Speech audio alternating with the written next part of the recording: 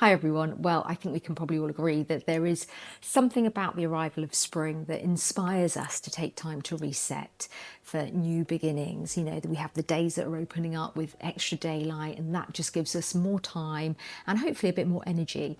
So it's often a really good time just to review how you're getting on, not just in your business, but in yourself, because of course these two things are linked much more than we might realize. Our nervous system, when we understand it, really can be one of the greatest assets that we've got, but its impact is often either underestimated or it's completely neglected, and it affects how clearly we think, how we make decisions, how we respond to people, and even how creative and productive that we might be feeling.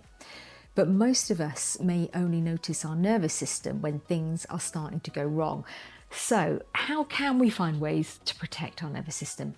First, we need to create some time, and I know that can be hard when you're busy, but if we can just leave a little bit of space between clients, phone calls, tasks, it just gives us time to register what's happening within us, a time to kind of check in and pay attention to the early signs of overload, things like irritability, brain fog, or maybe the sense of dread before a particular task. Try and register those as signals rather than just sort of pushing through.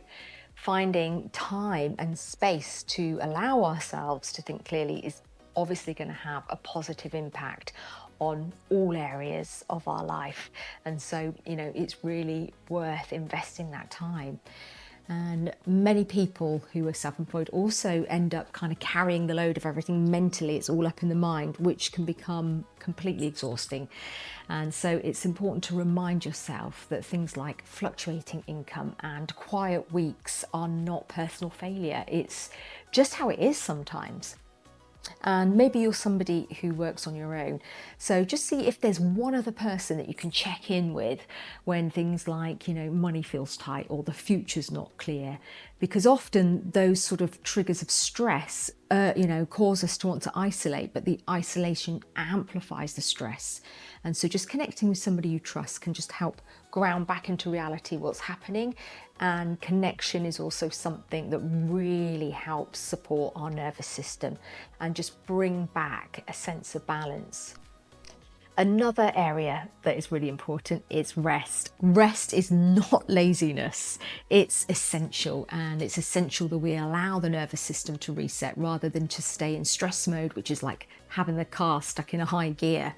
But a lot of people spend more time in that state than they realize, and just things like, late payments, difficult clients, struggles at work can really activate the nervous system.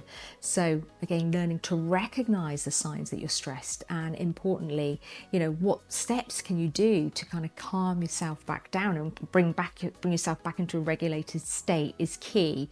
And I'm going to be talking more about that on this page. When you are calmer, obviously your perspective returns, and that's where new ideas come from. And when we're stressed, we contract, and when we're relaxed, we expand. So when you support your nervous system, you do return to a more open, creative, expansive state of mind. And it's from there that solutions and options can appear, and more space just to do what needs to be done with a bit more ease.